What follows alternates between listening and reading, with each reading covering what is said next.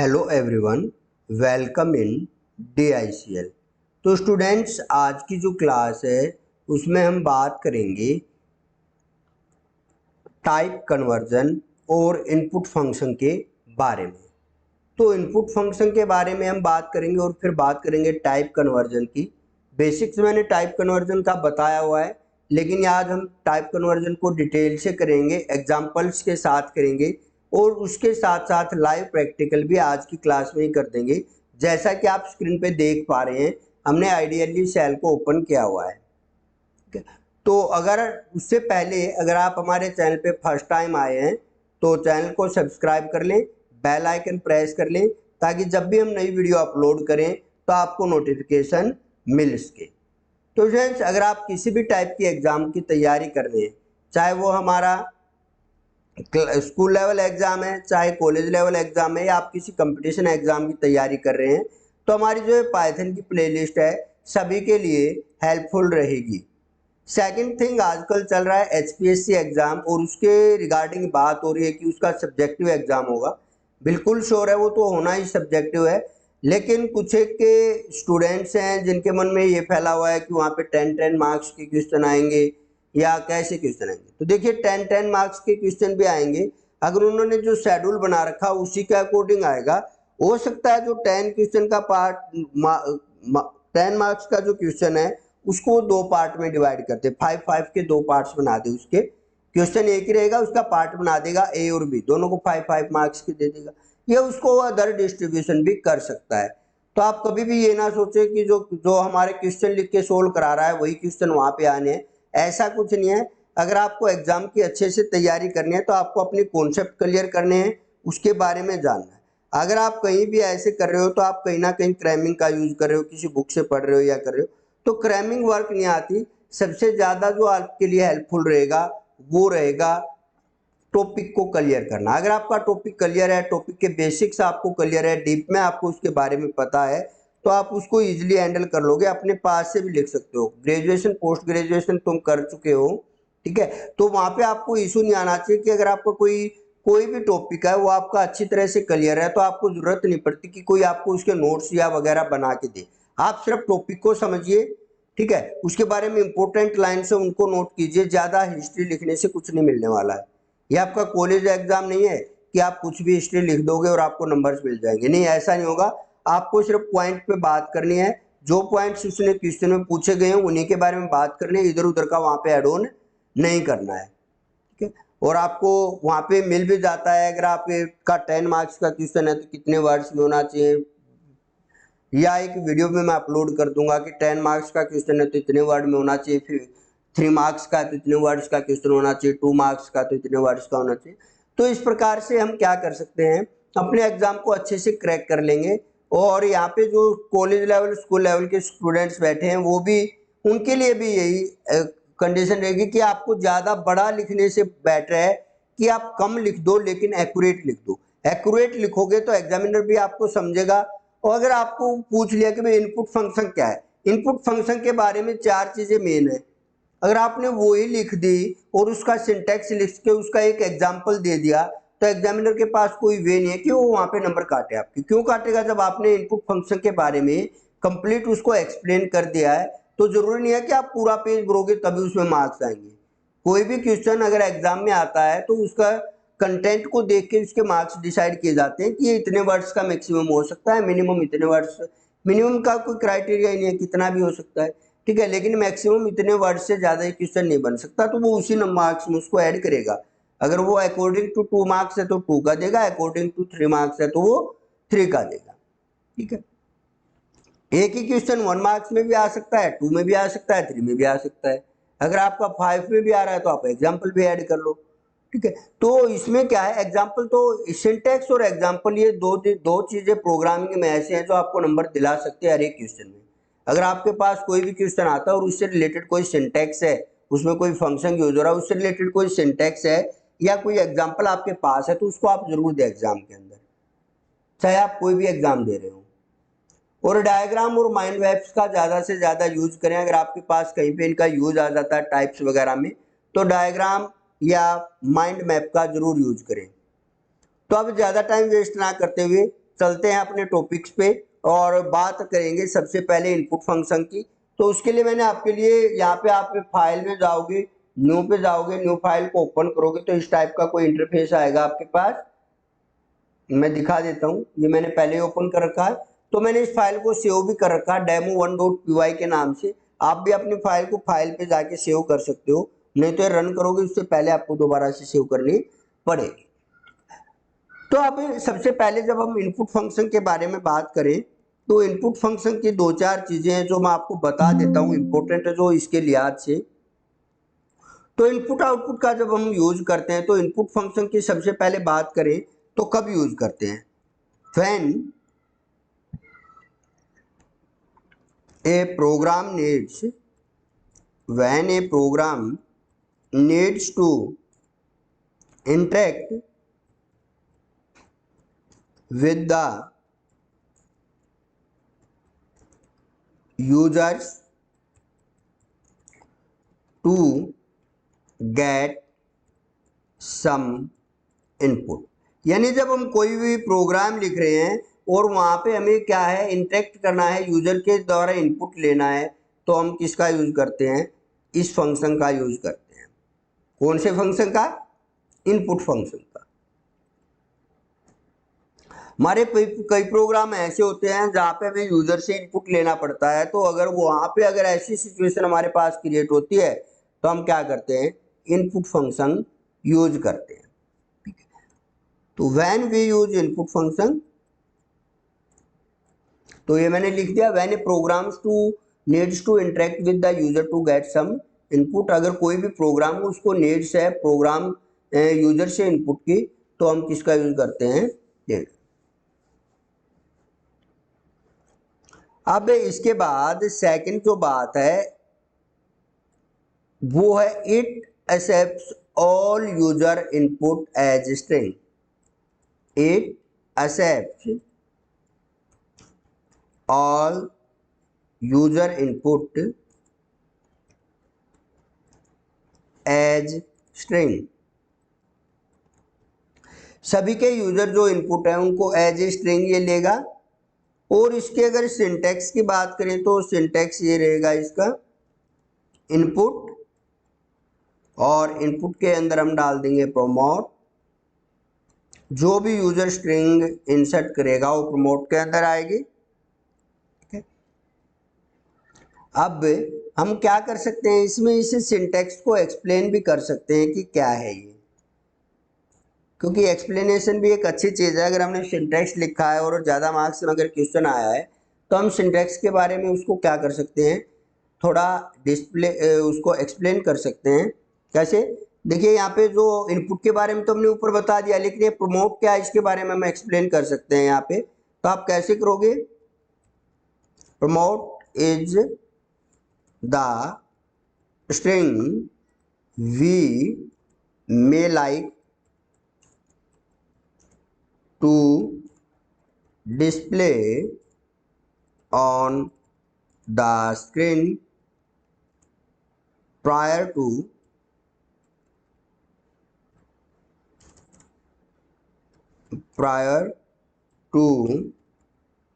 taking the input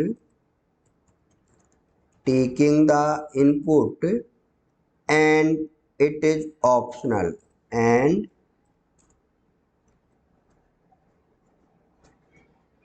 promote is a string we may like to display on the screen prior to taking it। ठीक है, and it is optional।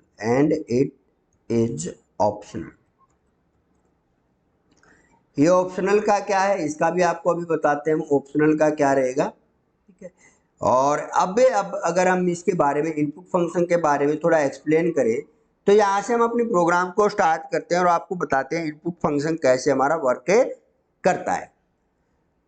तो इसके अंदर जब हम करेंगे तो सबसे पहले हम क्या करते हैं, a = 10 हमने डाल दिया, b = 20 हमने डाल दिया जो अब तक हम करते आ रहे हैं, और c = a + b हमने कर दिया और प्रिंट कर दिया c को।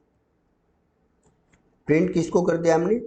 c को प्रिंट कर दिया। और जब हमने इसको सेव किया और रन किया तो आपका आ गया 30, बिल्कुल ओके। लेकिन इनपुट फंक्शन की अगर हम बात करें तो हमें यहाँ पे वैल्यू इंसर्ट करने की जरूरत नहीं है। वैल्यू कब होगी, जब हम इसको रन करेंगे और यहाँ पे जो स्क्रीन आए यहाँ पे वैल्यू हम डालेंगे यूजर इनपुट। जैसे हम कैलकुलेटर वगैरह का यूज करते हैं तो वहाँ पे यूजर इनपुट होता है, क्योंकि पहले से वैल्यू डिफाइन नहीं होती। और जब हम 2 नंबर का सम कर रहे हैं तो जरूरी नहीं है कि जो यूजर होगा उसको उन्हीं नंबर का सम करना जो हम अपने प्रोग्राम में डालेंगे। अगर हम बात करें सर सोर्स कोड में जाके चेंज कर देंगे, तो बार बार सोर्स कोड में जाके चेंज करना भी ठीक नहीं रहता। क्या करता है वो, टाइम लेता है। अगर किसी को टेक्निकल नॉलेज है नहीं है तो उससे तो होगा ही नहीं। दूसरा, अगर टेक्निकल नॉलेज पे और बार बार आप जाके प्रोग्राम में चेंज कर रहे हो तो उसकी क्या होता है, कंपाइलेशन फिर से होती है, फिर से उसका कोड जो है एग्जीक्यूट होता है, तो टाइम ज़्यादा लेता है वो। तो उसके लिए हम क्या करते हैं, यूजर इनपुट कराते हैं। क्या कराते हैं, यूजर इनपुट। क्योंकि सोर्स कोड में चेंजेस में अगर हमने कहीं थोड़ा सा भी गलत हो गया, हमारे पास बाय डिफॉल्ट कोई एक वर्ड भी अगर डिलीट हो गया तो हमारा क्या हो जाएगा, पूरा प्रोग्राम क्रैश हो जाएगा, वर्क ही नहीं करेगा। तो हमने क्या लिख किया, पाइथन ने एक सॉल्यूशन दिया हमें जिसका नाम है इनपुट फंक्शन। क्या नाम है जिसका, इनपुट फंक्शन। कैसे यूज होता है, इनपुट, और यहाँ पे आप डालोगे आपको क्या डलवाना है। मान लो आपको यूजर से चाहिए कि एंटर योर नेम, आपने डाला enter your name, enter your name, ठीक है। वी में भी कोई क्या डाल दिया, input enter your surname, enter your surname, enter your surname. अब हमने क्या कर दिया, इसके अंदर 2 मैसेज प्रिंट करा दिए हैं। एक में बोल रहा है एंटर योर नेम, सेकंड में बोल रहा है एंटर योर सरनेम, और उनको दोनों को हमने कंबाइन करके प्रिंट करा दिया है, ठीक है। तो सबसे पहले प्रोग्राम को सेव करेंगे, कंट्रोल एस से फंक्शन F5 के साथ प्रिंट करेंगे। तो एंटर योर नेम, मैंने नेम डाल दिया decimal, enter your surname coaching, तो हमने नाम डाला डेसिमल कोचिंग, और एंटर जैसे ही हमने किया तो डेसिमल कोचिंग हमारा क्या हो गया, प्रिंट हो गया, ठीक है। अब नेक्स्ट अगर हम टॉपिक पे बात करें तो वो हमारा इसी से रिलेटेड रहेगा। क्या, देखिए बात करते हैं उसके बाद। अब अगर हम चाहें, हमने बोला हम इसको taking the input and it is optional. अगर हम यहाँ पे कुछ भी ना डालें तो ये फंक्शन वर्क करेगा या नहीं करेगा। प्रोमोट जो हमारा होता है ये ऑप्शनल होता है, हम ना डालेंगे तो भी ये वर्क करेगा। जैसे हमें इनपुट कर दिया, और अब अगर मैं इसको रन करूं, कंट्रोल एस करके रन करूं, तो देखिए क्या होगा, हमें पता नहीं यहाँ पे क्या हो रहा है। हमें पता है यहाँ पे क्या हो रहा है, नहीं पता। अब अगर हम वैल्यू डाल लें यहाँ पे तो वैल्यू डल जाएगी, ठीक है। अब अगर हम यहाँ पे स्ट्रिंग डालते तो स्ट्रिंग भी डल जाती। अब मैं यहाँ पे स्ट्रिंग डाल दूँ, मान लो ABC और DEF, सॉरी 2 बार डाल दी मैंने, ABC 2 बार डाल दी, फिर से कर देते हैं। तो मैंने एक वैल्यू डाल दी डेसिमल,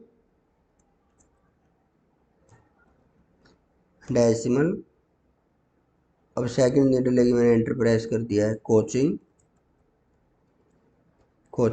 और हमारा आउटपुट आ गया डेसिमल कोचिंग। तो इस प्रकार से हम क्या कर सकते हैं, अपनी वैल्यूज इंसर्ट कर सकते हैं। डेसिमल कोचिंग हमारा आ गया है, लेकिन यहाँ पे प्रायर कोई इनपुट नहीं आया। अगर यूजर हमारे पास यहाँ पे आ भी जाता है तो वो क्या इंसर्ट करेगा हमारे प्रोग्राम में, उसको क्या पता क्या चल रहा है। ये लाइन लिख के आ जाएगी, रिस्टार्ट वाली जो है उसको पता ही नहीं चलेगा। इसलिए हम क्या करते हैं, यूजर अंडरस्टैंड कर पाए, हम यहाँ पे मैसेज इंसर्ट कर देते हैं promote, enter your first name, enter your second name, enter your second name, ठीक है। फर्स्ट नेम और सेकंड नेम को क्या कर देंगे, एंटर करेंगे, और उनका प्लस होके हमारे पास आ जाएगा। प्लस का मतलब क्या हो रहा है, ये स्ट्रिंग लेता है। हमने ये बात की है कि ये हमेशा कैसे लेगा, यूजर जो इनपुट देगा उसको एज ए स्ट्रिंग रीड करेगा, और मैंने अभी आपको दिखाया स्ट्रिंग रीड कर रहा है। अगर मैं इसके अंदर अभी मैंने इंसर्ट किए भी थे, अगर मैं यहाँ पे नंबर डालूँ तो भी ये स्ट्रिंग ही लेगा। मान लो मैंने नेम डाल दिया ना 34 और सेकंड नेम डाल दिया 56, तो ये नेम है ना कि नंबर है। देखिए जब इनको कॉन्कैटिनेट किया 34 56 को कॉन्कैटिनेट कर दिया, लेकिन अगर हम प्लस की बात करें तो क्या आना था, 100 आना था, सॉरी 90 आना था। तो यहाँ पे ये हमारा क्या रहेगा, डिफरेंस रहेगा इनपुट में। अगर अब हम नंबर की बात करें तो enter the first number, enter the first number, enter the first number, enter the second number, enter the second number, enter the second number. जब हम फर्स्ट नंबर और सेकंड नंबर को इंसर्ट करेंगे तो वो प्लस हो जाने चाहिए।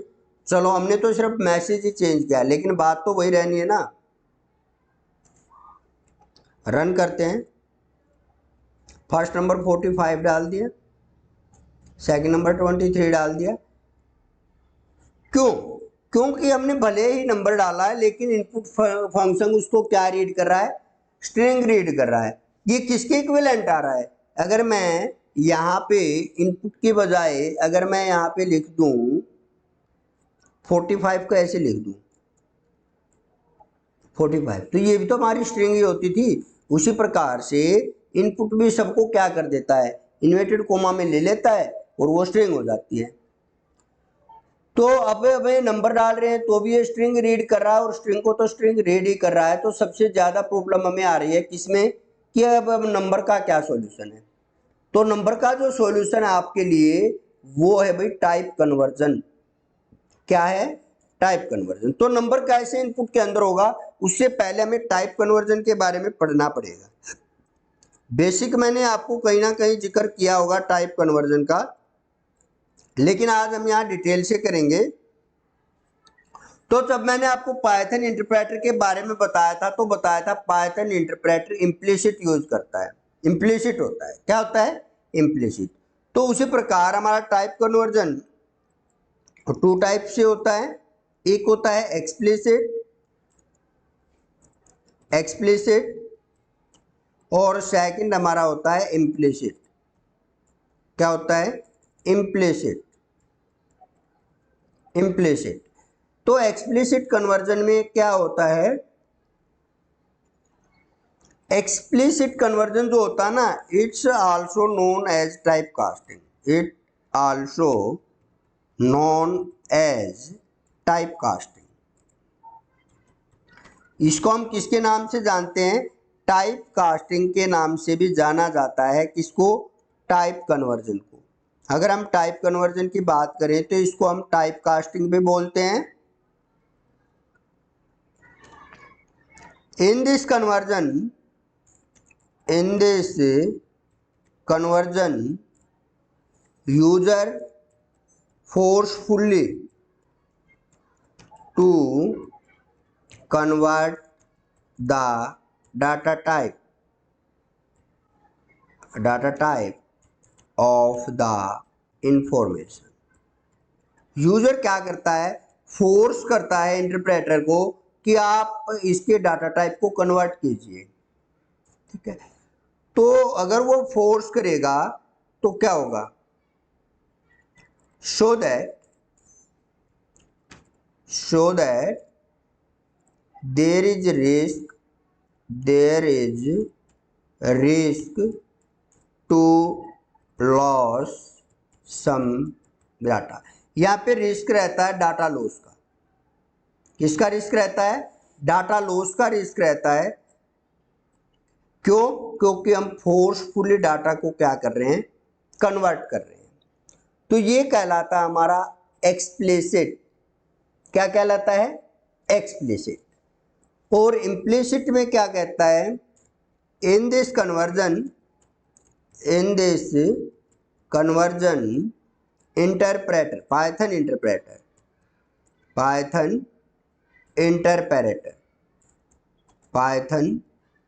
Interpreter Python interpreter automatically convert the data type. ये क्या करता है, ऑटोमेटिकली डाटा टाइप को कन्वर्ट कर देगा अकॉर्डिंग टू आउटपुट, या इनपुट और आउटपुट जो आएगा उसके अकॉर्डिंगली क्या कर देगा, डाटा टाइप को कन्वर्ट कर देगा। तो अब अगर हम एक्सप्लिसिट टाइप कन्वर्जन की बात करें तो हम करेंगे कुछ एक फंक्शंस की बात जो कि हैं, ठीक है। अगर हमें कोई भी स्ट्रिंग है उसको इंट में कन्वर्ट करना है तो हम इंट का यूज करेंगे। किसका यूज करेंगे, इंट का, और उसके अंदर हम डाल देंगे कोई भी हमारी स्ट्रिंग है वो आ जाएगी, यूजर स्ट्रिंग, ठीक है। स्ट्रिंग है या नंबर है जो भी है, स्ट्रिंग ही आएगी क्योंकि वही नंबर में कन्वर्ट होगी, या फ्लोट आएगा वो इंटीजर में कन्वर्ट होगा। अगर हमारा कोई भी नंबर स्ट्रिंग में है या इंट में है और उसको कन्वर्ट करना है फ्लोट में तो हम फ्लोट का यूज करेंगे और इसके अंदर जो हमारा इनपुट है वो डाल देंगे। अगर हमारा कोई भी फ्लोट या इंटीजर नंबर है उसको कन्वर्ट करना है स्ट्रिंग में तो हम str का यूज करेंगे और यहाँ पे इनपुट करा देंगे। अब अगर हमें कोई भी नंबर डाला और उसकी नंबर की आस्काई वैल्यू जाननी है, जैसे हम कैपिटल ए की बात करें तो उसकी आस्काई वैल्यू 65 होती है। आस्काई वैल्यू क्या होती है, 65 होती है। आस्काई वैल्यू 65 होती है ए की। तो इस प्रकार हमें किसी भी नंबर की या अल्फाबेट की आस्काई वैल्यू ज्ञात करनी है तो हम यूज कर सकते हैं कैरेक्टर का CHR, और इसके अंदर भी क्या डाल देंगे, इंसर्ट करा देंगे, पी हो गया हमारा। और लास्ट होता है हमारा ORD। ORD में क्या करेंगे, हम यहाँ पे अपना कोई भी कैरेक्टर डालेंगे और उसकी आस्काई वैल्यू आ जाएगी। कोई भी कैरेक्टर डालेंगे और उसकी आस्काई वैल्यू आ जाएगी। यहाँ पे क्या कर रहे हैं, आस्काई वैल्यू डाल रहे हैं, कैरेक्टर आ रहा है, और ORD में हम क्या करेंगे, कैरेक्टर डालेंगे, आस्काई वैल्यू आ जाएगी। जैसे कैरेक्टर में हमने डाला 65, CHR में डाला हमने 65, हमारे आउटपुट में आया A, ORD में डाला हमने A, हमारे आउटपुट में आएगा 65। तो आस्काई वैल्यू किसी भी नंबर की अगर हमें जाननी है तो हम टाइप कन्वर्जन के अंदर ये ORD और CHR फंक्शन का यूज कर सकते हैं। कैरेक्टर की आस्काई वैल्यू डालने के लिए हम ORD का यूज करेंगे, आस्काई वैल्यू पता है, कैरेक्टर का पता नहीं है तो हम किसका यूज करेंगे, CHR का यूज करेंगे। तो ये है हमारा एक्सप्लिसिट टाइप कन्वर्जन। इसके बाद हमारा आ जाता है इम्प्लिसिट। इम्प्लिसिट में ऑटोमेटिकली कन्वर्ट होता है। आइए समझते हैं एग्जांपल्स के साथ कैसे। देखिए अब हमने enter the first number, enter the second number की बात की, लेकिन हम देख रहे थे दोनों क्या आ रहे हैं, हमारे नंबर में आ रहे हैं। तो हम क्या करेंगे, input enter the first number डाला, स्ट्रिंग आई, उसको कन्वर्ट कर दिया इंट में। हमने किस में कन्वर्ट कर दिया, इंट में। बी को भी क्या कर दिया, इंट में कन्वर्ट कर दिया। अभी तो आपको फंक्शन बताया मैंने, इंट का यूज कर लेते हैं। और जब हम इसको प्रिंट करेंगे तो देखिए कंट्रोल एस किया, फंक्शन के साथ है 5, enter the first number, enter the second number, ये आ गया 57, हमारा हो गया यहाँ पे। लेकिन अगर हम इसको नंबर डालें, लेकिन एक नंबर को हम क्या डाल दें, फ्लोट डाल दें। एक नंबर को क्या डाल दें, फ्लोट। देखिए तो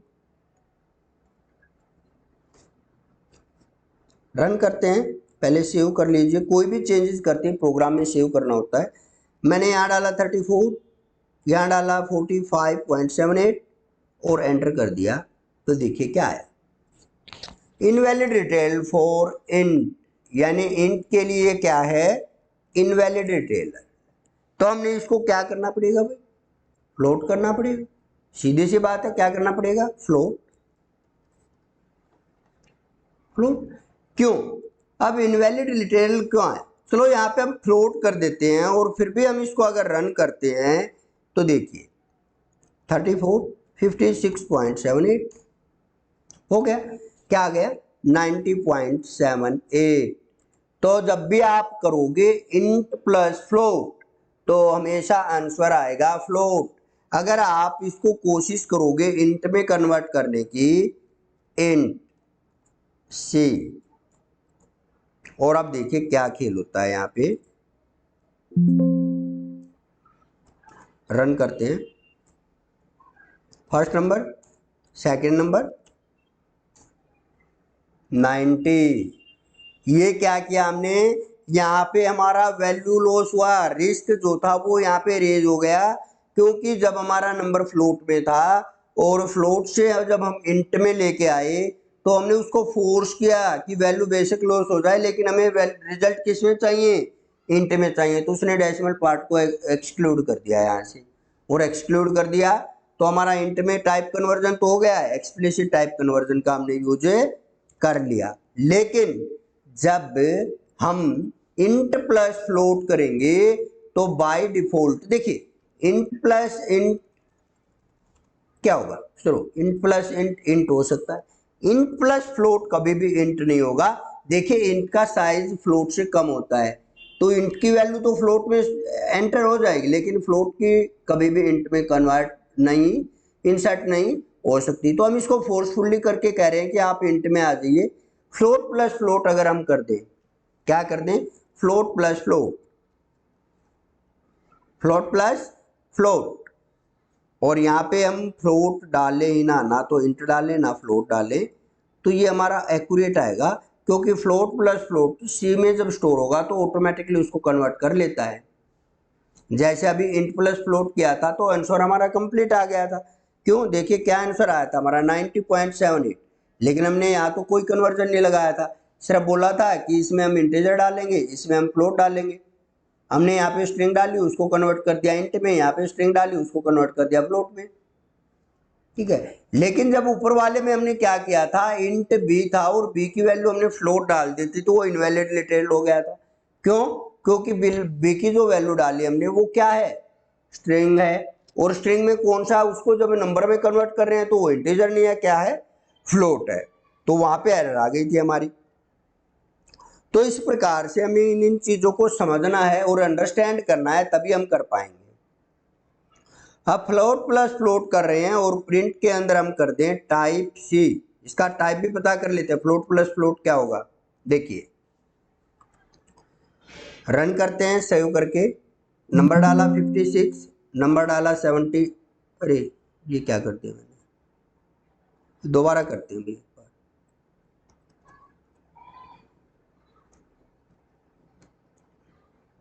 नंबर डाला 45, नंबर डाला 56.78, एंटर किया। क्लास क्या आई हमारी, फ्लोट। क्यों आई फ्लोट क्लास, क्लास फ्लोट इसलिए आई क्योंकि फ्लोट प्लस फ्लोट ही होता है। अगर हम इंट भी यहाँ पे करते तो भी फ्लोट ही होगा, क्योंकि तो भी क्या होगा, फ्लोट ही होगा। देखिए फ्लोट की जो, रन करते हैं, फ्लोट का जो हमारा रहता है ना क्राइटेरिया, वो क्या है, इंट से बड़ा होता है, इंट स्टोरेज ज़्यादा होती है फ्लोट की, तो फ्लोट में कन्वर्ट कर देता है। अब अगर हम इंट प्लस इंट कर दें तो क्या होगा, इंट प्लस इंट, देखते जाइए और बातों को नोट करते जाइए, int plus int, int plus int करके मैंने रन किया, नंबर डाल दिया 45, नंबर डाल दिया 78, और हमारी क्लास क्या आ गई, इंट आ गई, ठीक है। तो आपको ये ध्यान रखना है, इंट प्लस फ्लोट कभी भी इंट नहीं होगा, फ्लोट ही होगा। अगर हमें उसको इंट में करना है तो हमें फोर्सफुली टाइप कन्वर्जन यूज करना पड़ेगा, एक्सप्लिसिट टाइप। कौन सा, एक्सप्लिसिट टाइप। अब नंबर और फ्लोट आपका क्लियर हो गया है। इसके बाद अगर हम चाह रहे हैं कि हमें यहाँ पे टाइप कन्वर्जन नहीं लगाना, जैसे ही वैल्यू इनपुट करें तो हमारा टाइप कन्वर्ट हो जाए, तो आपको सिर्फ क्या करना है, अगर इंटीजर वैल्यू डाल रहे हो तो इंट, और इंट में जो हमने पी लिखा है ना वो सारा ब्रैकेट के अंदर आ जाएगा, ये हमारा पी के अंदर इंक्लूड होगा, ये हमारा किसके अंदर इंक्लूड होगा, पी के अंदर, ये हमारा प्रमोट है यानी, ठीक है। ऐसे ही यहाँ पे हो जाएगा, किसके अंदर हो जाएगा, ये इंट के अंदर। अगर फ्लोट में करना चाह रहे हो तो किस में हो जाएगा, फ्लोट के अंदर। लेकिन स्ट्रिंग की हमें जरूरत नहीं पड़ेगी, क्योंकि ये बाय डिफॉल्ट किसको इंसर्ट कर रहा है, स्ट्रिंग को इंसर्ट कर रहा है। तो अगर आप यहाँ पे इंटीजर वैल्यू अब डालोगे और टाइप सी करोगे तो देखना आपका इंटीजर ही आएगा आंसर में। रन कीजिए, आ गया 34, 45, देखिए name C is not defined, sorry ये यहाँ पे type a comma type B, ये चेंज नहीं किया था हमने, अब चेंज हो गया। अब ये एक्यूरेटली रन करेगा। रन करते हैं। Enter the first number, enter the second number. दोनों के क्लास क्या है? इंट है। लेकिन यहीं पे अगर मैं एक में फ्लोट डालूं तो वो हमारा नहीं होगा। क्या होगा? फ्लोट नहीं होगा। देखिए कैसे, समझने की कोशिश करते रहिए। टाइम थोड़ा लग सकता है लेकिन समझ में आपको आ जाएगा। ये मैंने एक में फ्लोट वैल्यू डाल दी, नहीं लेगा। क्यों नहीं लेगा? क्योंकि फ्लोट के अंदर आए, इंट के अंदर आएगी ही नहीं हमारी फ्लोट की वैल्यू। इंट के अंदर हमारी फ्लोट की वैल्यू आएगी नहीं, तो हम क्या कर सकते हैं? फ्लोट ले सकते हैं। यहाँ पे अगर हम फ्लोट ले लेते हैं और इंट इंसर्ट करते हैं, वो हो जाएगा। फ्लोट में इंट कभी नहीं होगा, इंट में फ्लोट हो जाएगा। फ्लोट में इंट कभी नहीं होगा, इंट में फ्लोट हो जाएगा। ये क्लास हमारी फ्लोट है। लेकिन अगर मैं इसको फिर से रन करूं और फ्लोट वाले में इंटीजर वैल्यू डालूं तो ये रोंग है या राइट है? ये आपको पता होना चाहिए, राइट है। क्यों? क्लास बिलो फ्लोट है लेकिन हम उसको क्या डाल रहे हैं? इंटीजर डाल रहे हैं। तो फ्लोट के अंदर इंटीजर को हम स्टोर करा सकते हैं। नेक्स्ट, अब आगे बढ़ते हैं। और स्ट्रिंग का भी हमने कर लिया कन्वर्जन। अब हम विदाउट इनपुट फंक्शन एक बार स्ट्रिंग को भी कंसर्ट कर लेते हैं कि कैसे हमारा ये वर्क करेगा। अगर ए के अंदर हमारा कोई नंबर है 45 और इसको हमें कन्वर्ट करना है स्ट्रिंग में, तो हम क्या कर देंगे? Type in S T R और एस टी आर में हमने क्या डाल दिया? ए। तो हमारा जो ए की वैल्यू है वो किस में कन्वर्ट हो जाएगी? स्ट्रिंग में। अब इसका टाइप जो आएगा वो स्ट्रिंग आएगा, देखना। ये रन नहीं किया, रन कर दिया, क्लास स्ट्रिंग आ गई हमारी। क्यों? क्योंकि हमने यहाँ पे क्या डाला? नंबर, और नंबर को एक्सप्लिसिट टाइप कन्वर्जन करके किस में कन्वर्ट कर दिया? इसमें। ठीक है, अब नेक्स्ट चलते हैं और बात करते हैं हम CHR फंक्शन की। ठीक है, तो CHR फंक्शन की अगर हम बात करें तो प्रिंट के अंदर डालेंगे, ये ए है, इसकी कोई भी वैल्यू हम 65 असाइन कर देते हैं और यहाँ पे क्या डाल देंगे? CHR, और इसके अंदर ए पास कर दिया। यानी CHR के अंदर 65 हमने डाला। ये आस्काई वैल्यू किसकी होती है? किसकी आस्काई वैल्यू होगी? ये ए की। और कौन सा ए? Capital A. कैपिटल ए आ गया। इसी तरह आप किसी भी नंबर की ए स्मॉल 97 होती है,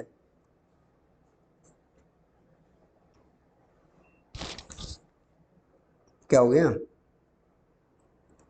सेव नहीं हुआ क्या? अच्छा, ए की हम क्या डाल देंगे यहाँ पे? 97। 97 होती है स्मॉल ए के लिए। हमने यहाँ कैर ए को डाला तो यहाँ पे अब क्या आ जाना चाहिए? 97 आ जाना चाहिए। ए स्मॉल ए 97 के लिए। ओके, तो इसी तरह हम किसी भी नंबर को क्या डाल सकते हैं? आस्काई वैल्यू के द्वारा उस करेक्टर का पता कर सकते हैं कि इस नंबर पे कौन सा करेक्टर है। ठीक है, जेड डाला मैंने 90 पे,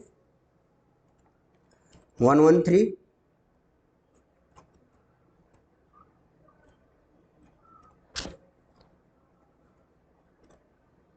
क्या हो गया? क्यू। क्या आ गया भाई? क्यू आ गया किस पे? 113 पे। ठीक है, तो इस प्रकार से हम इनके डाटा टाइप्स का पता कर सकते हैं। 23 डाल लो। ठीक है, क्या डाल लो? 23। सेव करो, रन करो, और क्या आ गया हमारा? ये करली ब्रैसेस आ गया ओपन। ठीक है, तो यहाँ पे हर एक टाइप के क्या दिए हुए हैं? आस्काई कोड दिए, और आस्काई कोड से हम क्या पता कर सकते हैं कि हमारे वैल्यू क्या होगी? स्मॉल जेड आ गया 122 पे। ठीक है, तो ऐसे करके आप मान लो कि सर 65 तक क्या है, तो कोई भी नंबर डाल लो। 34 डाल दिया मैंने, पता कर लो यहाँ से। अल्फ़ाबेट्स तो एक नॉर्मली रहते हैं, सब याद कर लेते हैं। इन्वर्टेड कोमा है। ठीक है, तो आप कहोगे कि सर 64 पे क्या, भाई 64 डाल के यहाँ पे चेक कर लो जिनका आपको पता नहीं है। मेनली अल्फ़ाबेट का आता है, अल्फ़ाबेट को आपको पता होना चाहिए, एट द रेट है। तो अल्फ़ाबेट का सिर्फ आपको पता होना चाहिए कि जो अल्फ़ाबेट है ना हमारे, अल्फ़ाबेट्स में कैपिटल ए के लिए 65 है, कैपिटल जेड के लिए 90 है, बीच में बढ़ते जाओ, बी पे 66 है, सी पे 67, वैसे ही स्मॉल ए के लिए 97 है और स्मॉल जेड के लिए 127 है। बढ़ते जाओ 97 से 122 तक आप जेड पे पहुंच जाओगे। ठीक है। दूसरा, अब हमारा आता है ORD। ORD क्या करेगा, हम अल्फाबेट देंगे और वो उसका आस्काई वैल्यू बताएगा। अब अगर हमें ए की आस्काई वैल्यू का नहीं पता, कैपिटल ए हमने लिया और यहाँ पे हमने ए को करा प्रिंट, तो अब यहाँ पे ORD यूज होगा। क्या यूज होगा, ORD। और ORD के अंदर मैंने वेरिएबल पास कर दिया ए, सेव करते हैं, रन करते हैं, 65। देखिए, अगर आपको पता करना है किसका, स्मॉल जेड, अभी देखा था 122 होता है, चेक कर लीजिए। तो इस तरह से हम टाइप कन्वर्जन करके इनके बारे में पता कर लेते हैं। अब तीसरा हमारा रहता है भाई प्रिंट फंक्शन, जिसके बारे में मैंने डिटेल से नहीं बताया, सिर्फ हम यूज करते आ रहे हैं। कौन सा भाई, प्रिंट फंक्शन। अगर हम प्रिंट फंक्शन की अगर बात करें तो यहाँ पे मैं बता देता हूँ आपको प्रिंट फंक्शन के बारे में। इसके बारे में एक दो चीज़ें और हैं जिनको मैं आज एक्सप्लेन करना चाह रहा हूँ। इसके बाद प्रिंट फंक्शन भी हमारा क्या हो जाएगा, कंप्लीट हो जाएगा। क्योंकि मैंने सिर्फ यूज किया एक नॉर्मल सा फंक्शन है, लेकिन इसके बारे में भी एक दो चीज़ें हैं जो इसके सिंटैक्स में जो हम यूज करते हैं प्रिंट फंक्शन। ठीक है। तो प्रिंट फंक्शन में क्या रहता है, हम प्रिंट कीवर्ड का यूज करते हैं, प्रिंट, और इसके अंदर क्या कर देते हैं, हम अपना मैसेज पास कर देते हैं। क्या डाल देते हैं भाई, message.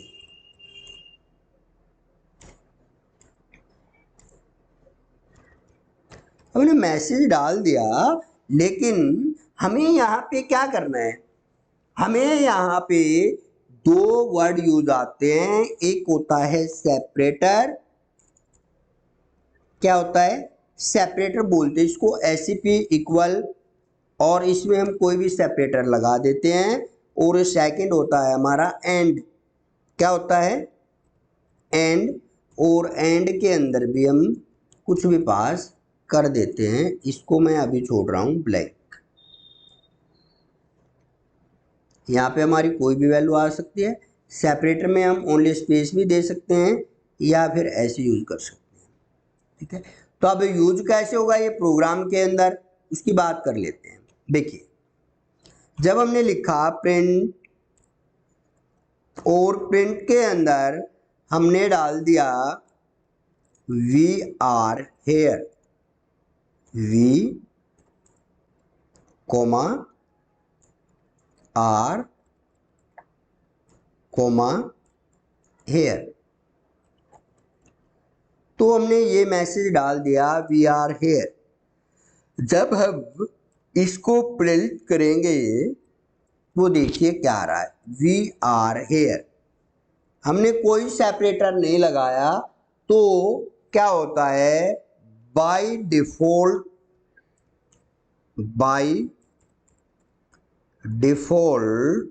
Separator is space. By default हमारा सेपरेटर क्या होता है, स्पेस होता है। इसको हमें लगाने की ज़रूरत ही नहीं है, ये ऑटोमेटिकली ले लेता है सेपरेटर। अगर मैं आपको यहाँ पे अगर सेपरेटर यूज भी कर लूँ इसके अंदर, तो देखिए वी आर हेयर और मैंने लगाया कोमा एससीपी इक्वल, और यहाँ पे मैंने क्या लगा दिया, स्पेस डाल दिया। ठीक है। देखिए आउटपुट में कोई भी डिफरेंस नहीं आएगा। ठीक है। अब आप कहो सर 3 से 4 स्पेस दे देंगे, ये लो भाई 3 से 4 क्या, मैंने बहुत ही ज़्यादा दे दिए वी आर। तो स्पेस, अगर आपको पता चल गया बाय डिफॉल्ट क्या होगा, हमारा स्पेस होगा। और अगर हम इस स्पेस को भी रिमूव कर दें, रन करते हैं, ये स्पेस भी रिमूव हो गया। ठीक है, अगर इसे सेपरेटर में हम स्टार लगा दें, क्या लगा दें, स्टार, देखिए वी के बाद स्टार। लेकिन आपको यहाँ पे ये देखना, आपकी स्ट्रिंग अलग अलग होनी चाहिए, कोमाज के साथ सेपरेट होनी चाहिए। अगर आप यहाँ पे कोमा लगा देते हो, रन करना पड़ेगा, 1 मिनट, कोमा आ गई। आप जो भी सेपरेटर के अंदर आप दोगे वही वहां पे इंसर्ट हो जाएगा। ये लगा दिया मैंने, ये लो डैश आ गए। ठीक है, तो इस प्रकार से आप सेपरेटर का यूज करते हो। इसके साथ साथ अगर हम डालें एंड, क्या डालें, एंड इक्वल, और इसमें मैंने डाल दिया डॉट। ठीक है, अब पहले एंड यूज नहीं करते, 1 मिनट रुकिए, पहले मैं एक और प्रिंट फंक्शन लगाता हूं, print we are here learning Python, we are here learning Python, we are here learning Python. तो इसमें क्या होगा, we are here learning Python जब हम कर रहे हैं और इसको अगर हम कंट्रोल एस करके अगर रन करना चाहें तो देखिए हमारा आउटपुट 2 प्रिंट है, तो 2 लाइन्स में ही आ रहा है। किस में आ रहा है, 2 लाइन, लेकिन हमें चाहिए सिंगल में, और 2 बार हम प्रिंट यूज करेंगे तो हम फर्स्ट वाला जो है उसके साथ एंड यूज कर देंगे। क्या यूज कर देंगे, एंड इक्वल, और मैंने इसमें कुछ भी नहीं लगाया, एंड इक्वल करके बस एक स्पेस दे दिया।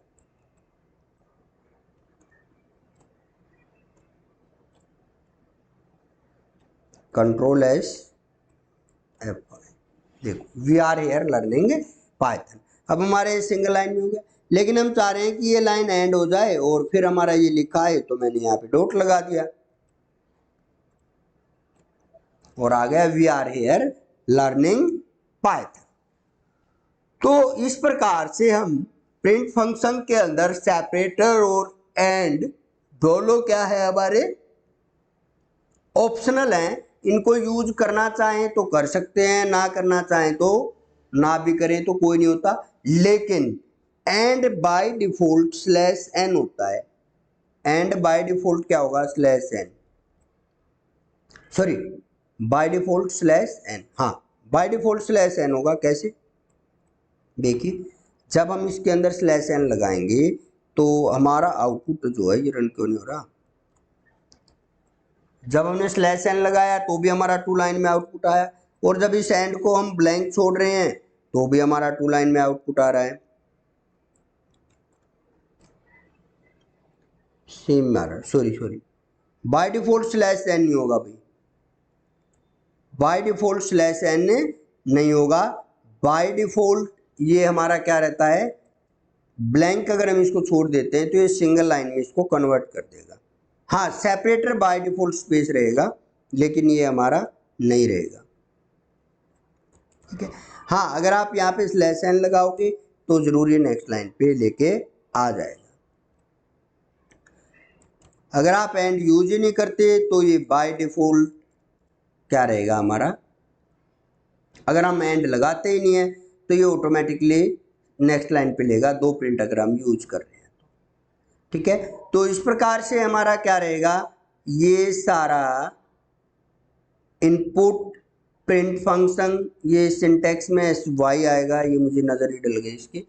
तो इस प्रकार से अब हमारे ये इम्प्लिसिट, एक्सप्लिसिट और प्रिंट फंक्शन और इनपुट फंक्शन आपको समझ में आ गए होंगे। आप सोच रहे होंगे सर ने इम्प्लिसिट के बारे में नहीं बता रहे, इम्प्लिसिट तो अभी तक करते ही आ रहे हैं हम, जो चलो इसके बारे में भी एक बार बता देता हूँ मैं। जैसे सपोज कीजिए A इक्वल 67 ले लिया, B इक्वल 78.90 ले लिया। ठीक है, तो प्रिंट करेंगे, print A plus B, A plus B, तो A प्लस बी को प्रिंट करेंगे, साथ साथ इसका टाइप भी जान लेंगे, टाइप तो देखिए टाइप जो हमारा इंट प्लस फ्लोट, जो अभी तक मैं बात करता आ रहा था, इंट प्लस फ्लोट फ्लोट होता है, तो इसका भी आंसर फ्लोट आएगा, क्योंकि एक इंट है एक फ्लोट है, तो दोनों को सम कर रहे हैं, तो सम किस में स्टोर होगा, फ्लोट में होगा। ठीक है, तो अब अगर इसको रन करें कंट्रोल एस करके फंक्शन के साथ F5 हमने किया, तो देखिए क्लास के आगे फ्लोट आ गई, क्लास के आगे फ्लोट, तो ये ऑटोमेटिक टाइप कन्वर्ट हो गया इंट प्लस फ्लोट का। ओके, तो ये ऑटोमेटिक टाइप कन्वर्जन होता है, इस तरह से आप इसको कर सकते हो। तो ये क्लास थी आज की हमारी, जहाँ पे हमने इनको अच्छी तरह एक्सप्लेन किया है, और आशा करता हूँ आपको वीडियो अच्छी लगी होगी, और लाइक बटन जरूर प्रेस कर दो अगर आपको अच्छी लगी है, तो नहीं तो मैं सोचूंगा आपको वीडियो अच्छी नहीं लग रही है। ठीक है, तो थोड़ा सा मोटिवेशन दो हमें भी, तो वीडियो को लाइक करना ना भूलें, और वीडियो को कंप्लीट देखें, आपके सारे कन्फ्यूजन है वो यहाँ पे क्लियर हो रहे हैं। और ये ना सोचे कि हमारा सब्जेक्टिव एग्जाम है, यहाँ पे ऐसा कुछ नहीं है। अगर मैं आपको क्वेश्चन बना के दूं, what is the input function, define it and also define the type conversion, तो हमारा क्वेश्चन बन गया, यही आंसर तो आपको लिखना पड़ेगा, और क्या लिखोगे उसमें।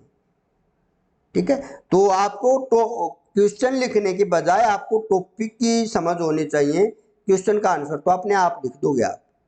ठीक है, तो आज की क्लास में इतना ही, जल्द बात करेंगे नेक्स्ट टॉपिक के बारे में नेक्स्ट क्लास में। आज के टॉपिक्स में यही था, तो वीडियो को लाइक कर दें और अपने फ्रेंड्स के साथ शेयर जरूर कर दें। Thank you.